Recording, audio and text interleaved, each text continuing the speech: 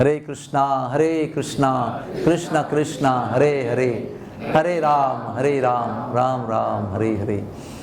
तो ये समय जो है इसको कहते हैं पितृपक्ष। और पितृपक्ष भाद्रपद पूर्णिमा से भाद्रपद अमावस्या तक चलता है।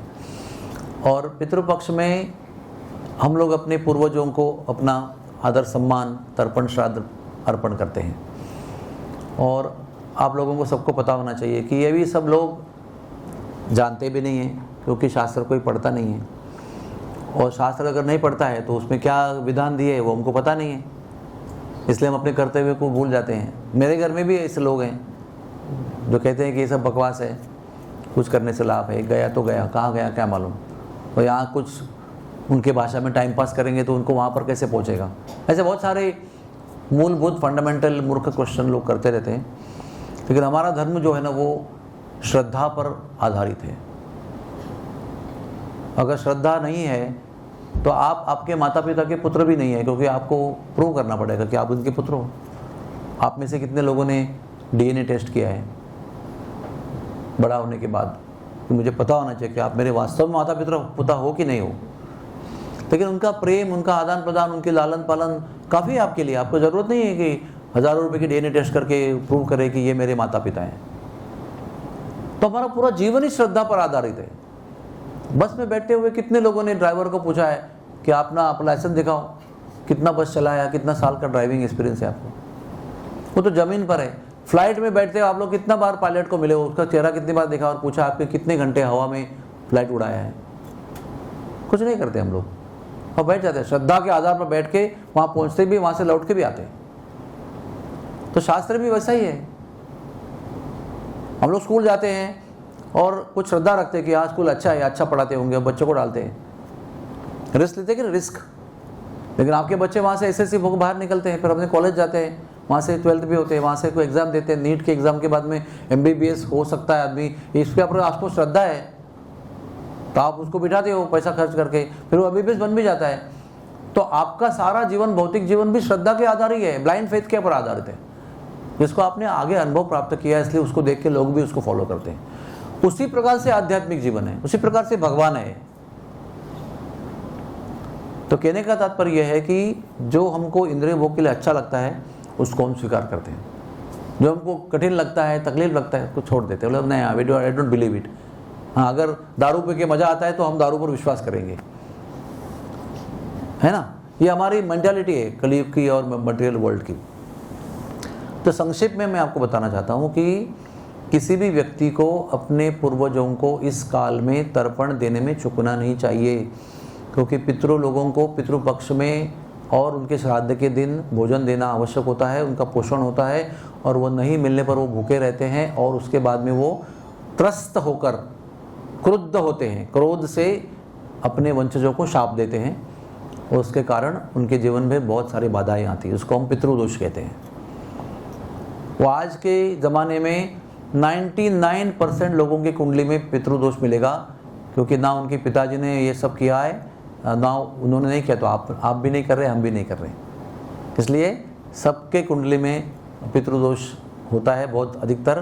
फिर सब लोग जाकर वो काल सर्प क्या क्या विधि करते हैं, त्रिपिंडी श्राद्ध करते हैं, नाग बलि देते हैं जाके त्र्यंबकेश्वर में, कहीं शिव जी के क्षेत्र में जाकर, फिर भी वो कम नहीं होता है, वो पीड़ा चलती रहती है। क्योंकि जब तक आप मूलभूत कार्य नहीं करेंगे, अब दवाई खाते रहेंगे और भोजन ही नहीं करेंगे मूलभूत, तो ठीक हो जाएंगे आप।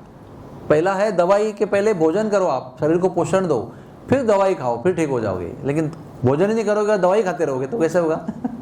तो उपाय करते रहेंगे लेकिन मूलभूत कार्य नहीं करेंगे। तो ये हुआ पितृपक्ष का। लेकिन जब पितृपक्ष में सारे पवित्र कार्य नहीं होते हैं, यानी कोई आप घर में प्रवेश नहीं कर सकते हैं, या विवाह नहीं कर सकते, एंगेजमेंट नहीं कर सकते, नामकरण विधि नहीं कर सकते, बहुत सारी विधियाँ होते हैं, 16 संस्कार, वो इस कार में नहीं होते, नया घर में प्रवेश नहीं करते, नई खरीदारी नहीं करते हैं, नए कपड़े तक नहीं खरीदते। लेकिन इसी समय पर जब कोई पवित्र कार्य नहीं होता है, ब्रज में हमारे बहुत सुंदर लीला होती रहती है, जिसको सांझी लीला कहते हैं, जो भाद्रपद पूर्णिमा से भाद्रपद अमावस्या तक बहुत ही धूमधाम से ब्रज में मनाई जाती है। सारे ब्रजवासी श्राद्ध भी करते हैं, लेकिन सांझी लीला को भी मनाते हैं। अभी सांझी देवी को ये समर्पित है उत्सव लीला, तो सांझी देवी पार्वती देवी का एक स्वरूप है, और सांझी पूजन ये गोपियाँ करती थी अपने इष्ट व्यक्ति को पति के रूप में प्राप्त करने के लिए। तो सांझी पूजन आज भी उसी भाव से किया जाता है। अधिकतर वो सब लोग करते हैं, लेकिन युवा कन्याएं जो है वो अच्छा पति प्राप्त करने के लिए सांझी पूजन करते हैं। तो ये सांझी क्या चीज़ है? ये सांझी एक प्रकार की रंगोली है, समझो। अब ये हॉल है, हाँ, इसका आगे ये प्रभु जी जहाँ बैठे हैं कैमरा लेकर, उससे पीछे तक जहाँ माताएं बैठी हुई वहाँ तक ये जो चौकोन है ना, वो आपका सांझी का प्लेटफॉर्म है। वो गोल भी हो सकता है, वो अष्टकोणी हो सकता है, वो षटकोणी हो सकता है, वो चौकोनी हो सकता है, लेकिन उसको ज़मीन से 1 फुट तक उठाया जाता है और एक प्लेटफॉर्म बनाया जाता है। उसको 2-4 इंच का गोबर का लेप बनाया जाता है। ये सब दोपहर को सुबह शुरू होता है 10-11 बजे, फिर कुछ घंटे में वो सूखता है। उसको प्लेन करके सुखाते हैं, और उसके ऊपर पहले 12 दिन, भाद्रपद पूर्णिमा से भाद्रपद अमावस्या कितने दिन हो गए? 16 दिन हो गए, क्योंकि पूर्णिमा और 15 दिन, 16 दिन हो गए ना। तो पहले 12 दिन पूर्णिमा से लेकर एकादशी तक, यानी कल तक भी नहीं, दशमी तक, 10 दिन और 1 दिन, कितना हो गया? 11 दिन हो गए ना। तो 11 दिन तक फूलों की रंगोली बनाई जाती है। फूलों की पंखुड़ियों से अलग अलग डिज़ाइन बनाई जाती है, और उस पर लीलाओं का चित्रण भी होता है। समझो भगवान माखन चुरा रहे हैं तो वो फूलों से बनाते हैं, या भगवान झूला झूल रहे हैं तो फूलों से बनता है। वो सेंटर में होता है और बाजू में वर्ण की झांकी होती है। इतना मैं आपको शब्दों में वर्णन नहीं कर सकता, इतनी सुंदर संकल्पना होती है, इतना सुंदर डिज़ाइन होता है, और इतने कलाकार हैं ब्रज में माता और प्रभु जी कि वो दोपहर को ये सुखाने के बाद 1 बजे राजभोग आरती के बाद बंद होता है मंदिर, तो मंदिर में बनाना आरंभ करते हैं। शाम को 6 बजे तक बनाते हैं उसको, और वो जो बन जाता है फूलों का दशमी तक, तो उस बनाए हुए चीज़ को सांझी कहते हैं। वो सांझी बनने के बाद में वो सांझी देवी को पूजन के साथ में अर्पण करते हैं, और सांझी देवी को दीवार पे गोबर से बनाया जाता है, चिपका कर गोबर से सांझी देवी की प्रतिमा बनाई जाती है सुंदर। उसको श्रृंगार भी करते हैं, फूलों की माला पहनाते हैं, श्रृंगार मोतियों की माला पहनाते हैं, कमर काचनी पहनाते हैं, पैंजन पहनाते हैं, वो सब गोबर की प्रतिमा को, और वो सब भी बनाते हैं सांझी के उत्सव में। और फिर वो सांझी देवी को वो सांझी बड़े ही विधि पूर्वक अर्पण करते हैं। फिर वो सांझी देखने के लिए पूरे ब्रजवासी और पूरे यात्री लोग मंदिर से मंदिर देखने जाते हैं। मैंने देखा हुआ है कि सांझी उत्सव के समय लोग 4 बजे निकल जाते हैं और रात को 9 बजे तक घूमते रहते हैं, फिर भी उनके सारे मंदिर पूर्ण नहीं होते हैं। क्योंकि बड़े बड़े मंदिरों में सांझी बनती है, और छोटे छोटे घरों में भी सांझी बनती है, छोटे पैमाने पर। बड़े बड़े मंदिरों में बड़े बड़े बनाते हैं, बहुत लोग मिलकर बनाते हैं, एक एक घर में एक घर का परिवार बनाते हैं। लेकिन ये इतना बड़ा सिंटिलेटिंग उत्सव है, उत्साहवर्धक उत्सव है कि पूरा ब्रज जो है इसकी चेतना से भरा हुआ है। हर घर में सांझी बन रही है, हर मंदिर में सांझी बन रही है, राधा रानी के मंदिर में बन रही है, नंदगांव में बन रही है, राधा वल्लभ जी के मंदिर में बन रही है, हाँ, सप्त देवालय में बन रही है। तो इसमें इतनी अच्छी भावना होती है कि एक से एक सांझियाँ श्रेष्ठ होती है। लेकिन फिर भी जैसे राधा वल्लभ की मंदिर की झांकी जो है सांझी बहुत सुंदर होती है। जब राधा वल्लभ मंदिर जाएंगे तो गोस्वामी कहेंगे भट्ट जी के मंदिर जाना, वहाँ की सांझी ब्रज की सबसे बेस्ट सांझी है। और वो मंदिर इतना प्रसिद्ध नहीं है, रघुनाथ भट्ट जी का मंदिर है, वो राधा वल्लभ जी के मंदिर के पीछे गली में है, उसको कहते हैं भट्ट जी का मंदिर। और वहाँ पर इतनी कलात्मक और सौंदर्य संपन्न सांझी बनाई जाती है कि आप देखते रह जाओगे। आप कितना भी फोटो निकालोगे आपका दिल नहीं भरेगा, इतना सुंदर सांझी बनाते हैं। अच्छा, दशमी तक वो फूल से बनाते हैं, और एकादशी से लेकर पूर्णिमा, और ये आज के दिन द्वादशी है, कल से पूर्णिमा अमावस्या तक कितने दिन हो गए? 5 दिन। वो 11 हो गए, ये 5 दिन हो गए। तो इसमें फूलों की जगह रंगों की रंगोली बनाते हैं, रंगों से सांझी बनाई जाती है। दशमी तक सारे फूलों का श्रृंगार होता है सांझी का, और आज कल से लेकर 5 दिन जो है उसमें केवल कलर, जो हमारे दिवाली में बनते हैं ना, केवल कलर रंगोली, वो बनाई जाती है, और वो भी बहुत अद्भुत होती है। हम लोग यहाँ पर जो रंगोली बनाते हैं वो कितना 3 by 3 foot, 2 by 2 foot, 1 by 1 foot की होती है। और हमारी एक महाराष्ट्रियन लोगों की एक कला है, एक कौशलता है उसमें। लेकिन जो लोग रंगोली बनाते हैं उनको ज़रूर जाकर वहाँ पर सांझी देखना चाहिए। कैसी कैसी कल्पना करते लोग, क्या क्या उनके मन में आइडियाज़ होते हैं। और कैसे उसको प्रकट करते हैं, और वो इतना वंदनीय, पूजनीय और गौरवशाली होता है। तो ये आज की स्थिति है, लेकिन उसके पीछे कुछ लीलाओं का भी आधार है, क्योंकि वो लीलाएं होती थी इसलिए आज वो उत्सव ब्रज में मनाया जाता है।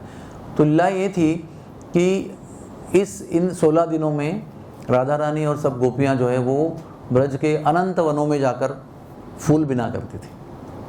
तो ये फूलों की लीला है। हाँ, तो वृंदा देवी जो है वो फूल का सांझी का प्लानिंग करती है, और वृंदा देवी के निर्देश में सारी गोपियाँ जो है वो चली जाती है वनों में।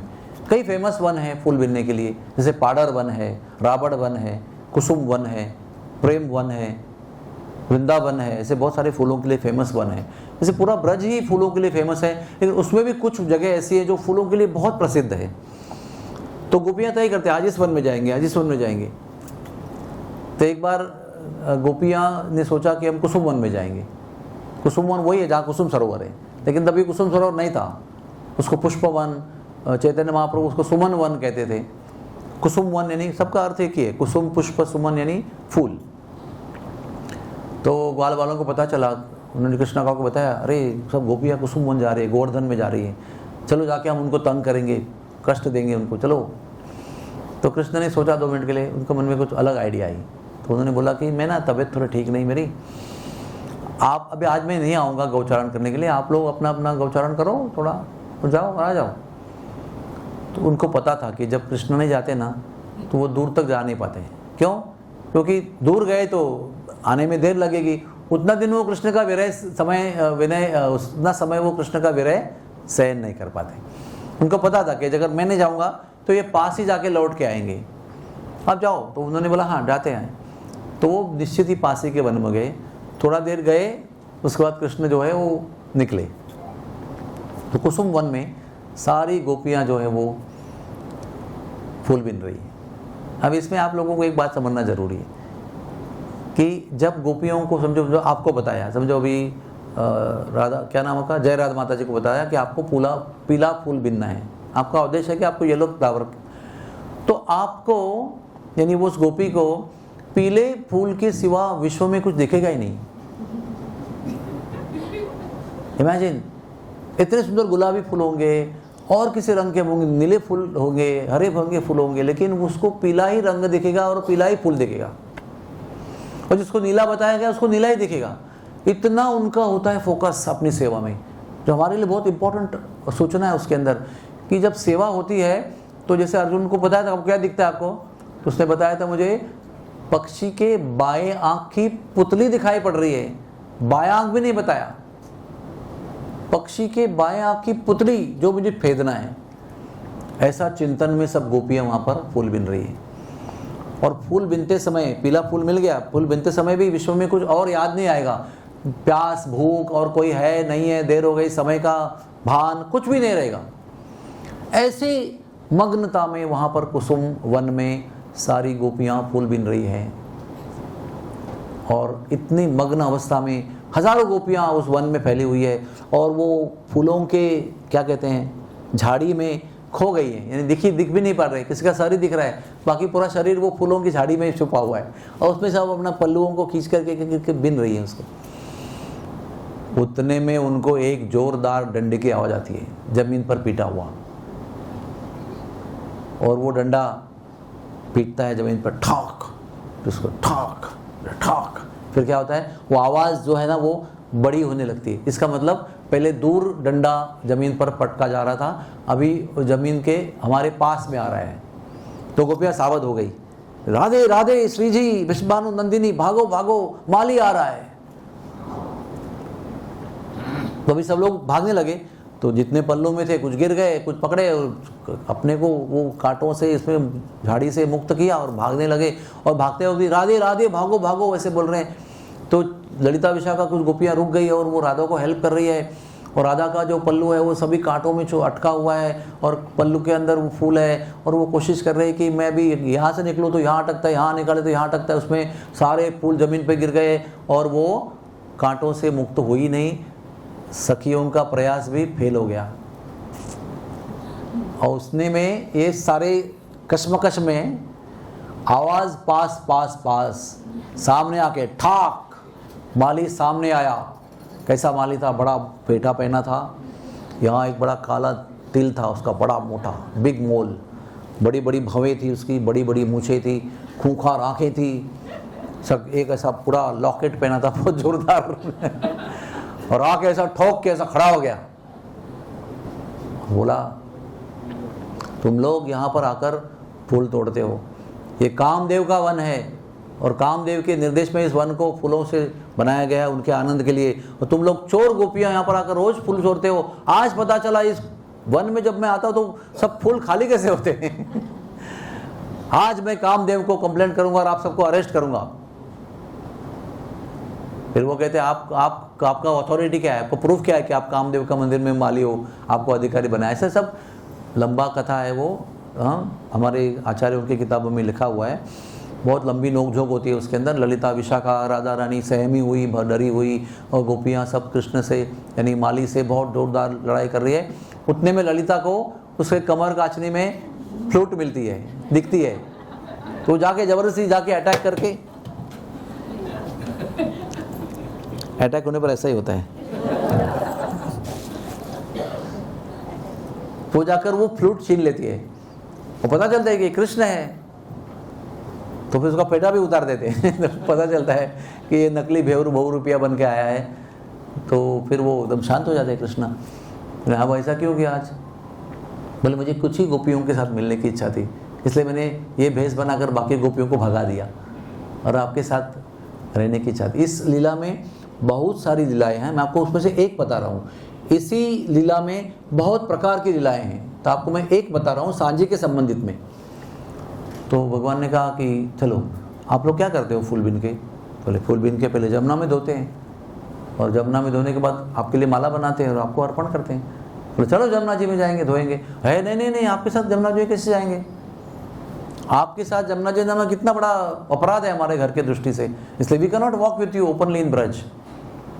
तो ठीक है, कोई प्रॉब्लम नहीं, मैं जमुना जी को यहाँ बुला देता हूँ। तो भगवान ने अपनी इच्छा से जमुना जी को वहाँ बुलाया, पैर से एक गड्ढा बनाया और जमुना जी का जल बनकर वहाँ पर कुसुम सरोवर बना। इस प्रकार से कुसुम सरोवर का निर्माण हुआ। वो साक्षात जमुना जी है लेकिन कुंड के रूप में, बहुत प्रचंड गहरी है वो।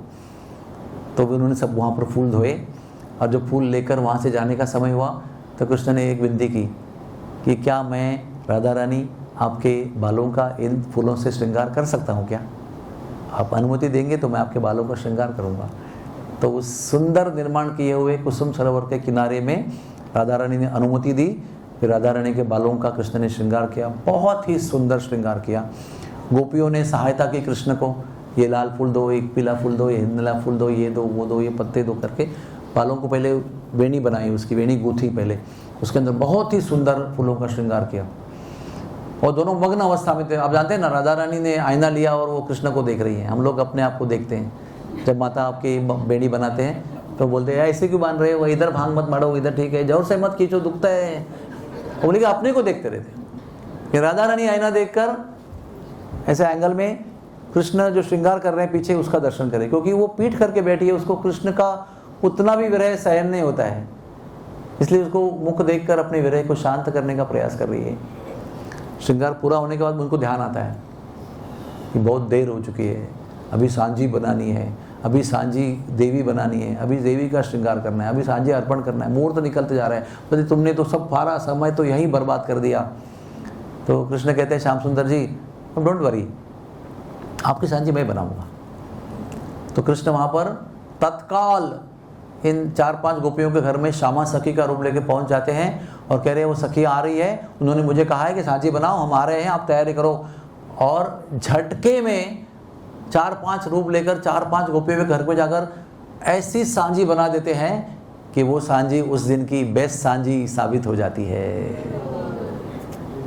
ऐसे सांझी की अनेक लीलाएं हैं जो हर रोज होती है। हर रोज गोपियाँ इस वन में उस वन में भगवान जाकर उनको तंग करते हैं, कुछ ये भोग रूप बनाते हैं, ये रूप बनाते हैं, वो रूप बनाते हैं, फिर रूप प्रकट करते हैं, फिर साथ में सांझी बनाते हैं, फिर श्रृंगार करते हैं। तो इतनी अद्भुत सांझी लीला इस समय ब्रज में हो रही है, तो कैसे मैं नहीं बताऊंगा आपको, क्योंकि मैं बताना ये चाहता हूँ कि हम जब एक प्रकार का शोक मना रहे हैं एक प्रकार का ऐसा काल बना रहे हैं जिसमें हम लोग कोई पवित्र कार्य नहीं करते हैं, उसी समय ब्रज में बहुत सुंदर लीलाएं होती रहती। ब्रज में कोई किसी सूतक या किसी बुरे काल का प्रभाव नहीं होता है। ब्रज सब दिव्य स्थान है, उसमें दिव्य लीलाएं निरंतर होती रहती है। ये ब्रज की महिमा है। तो इसलिए मैंने सोचा कि आपको सांझी लीला बता दूं कि सांझी लीला का हम यहाँ पर स्मरण कर सकते हैं, इस कथा को बार बार सुन सकते हैं, इस पर चिंतन कर सकते हैं। हो सके तो छोटी सी सांझी घर में बना सकते हैं और भाव से राधा रानी को, पार्वती देवी को अर्पण कर सकते हैं, क्योंकि सारी चीज़ें जो हैं ये भाव की चीज़ें हैं। इसमें कोई ऐसा सेंटिमेंटलिज्म नहीं है, फिर हृदय का भाव है, प्रेम का भाव है। ये ग्रहण करना है कि गोपियों का कैसा भाव था कृष्ण के प्रति, कैसे एकाग्रता थी। ये नहीं था कि मुझे येलो फूल क्यों बोला, कल भी येलो ही बोला था, आज भी येलो ही बोल रहे हैं, मुझे भी थोड़ा चॉइस दे दो, ऐसा नहीं है। जो बताया जा रहा है वो किया जा रहा है, स्वीकार किया जा रहा है, एकाग्रता के साथ, समर्पण के साथ उसको बनाया जा रहा है। ये नहीं है कि मैंने फूल बिने तो विद्या देवी वो माला बनाने के लिए किसी और को देगी। आप फूल लाए ना, उसको किसी को और 4 लोगों को सॉल्व देंगे, बोली ऐसा सीक्वेंस में माला बनाओ, तो वो माला बनाएंगी। और किसी और को बोलेंगी राधा और कृष्ण को अर्पण करने के लिए, तब वो गोपी नहीं कहेगी अरे क्या मैंने इतना फूल लाया, देखो उसको पहनाने को मिल रहा है। ऐसा नहीं है। खाली ये समाधान प्राप्त कर रही है कि मैंने जो पीला फूल बिना था वो उस माला में है, वो ठाकुर जी स्वीकार कर रहे हैं, राधा रानी स्वीकार कर रही है। इसी में उनकी संतुष्टि है। कोई कंपटीशन नहीं है, कोई झगड़ा नहीं है, कोई वाद विवाद नहीं है, कोई चॉइस नहीं है, बस समर्पण है पूरा, एकाग्रता, समर्पण, न्योछावर है। इसी भाव को हमको सांझी लीला से स्वीकार करना चाहिए और लीलाओं का प्रेम पूर्वक, आदर पूर्वक आस्वादन करना चाहिए। हरे कृष्णा कृष्णा कृष्णा हरे हरे, हरे राम राम राम हरे हरे।